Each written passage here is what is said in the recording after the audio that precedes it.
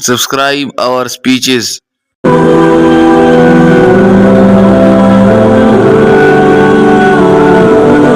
السلام علیکم ورحمۃ اللہ وبرکاتہ نحمده ونصلي على رسوله الكريم اما بعد فاعوذ بالله من الشیطان الرجیم بسم اللہ الرحمن الرحیم وللہ علی الناس حج البیت من استطاع الیہ سبیلا قال النبی صلی اللہ علیہ وسلم بنی الاسلام على خمس شہادت ان لا الہ الا اللہ وان محمد رسول اللہ وإقام الصلاة وإيتاء الزكاة وصوم رمضان وحج البيت من استطاع إليه سبيلا أو كما قال عليه الصلاة والسلام۔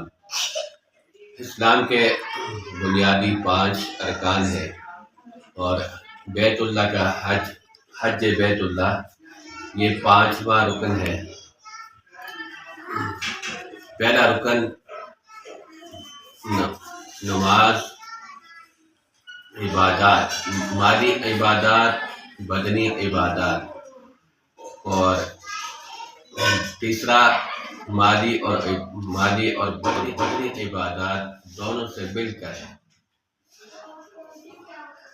نماز بدنی عبادت، روزہ بدنی عبادت، اور زکوٰۃ اور صدقات مالی عبادت، اور حج مالی اور بدنی دونوں عبادات ہیں۔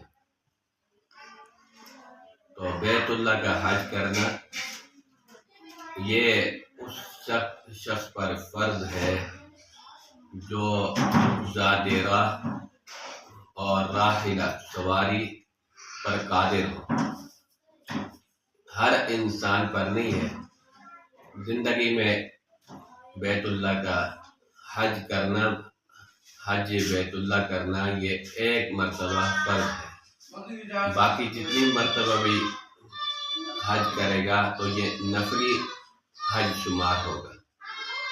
5واں رکن یہ حج بیت اللہ ہے اور بہت اہم رکن ہے۔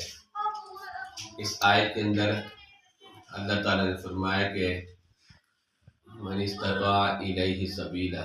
اس کے بارے میں ایک صحابی نے نبی علیہ السلام سے پوچھا، عرض کیا کہ ان استطاع الیہ سبیلا کیا ہے؟ تو آپ نے فرمایا کہ ذات و راحلہ، ذات راہ اور سواری۔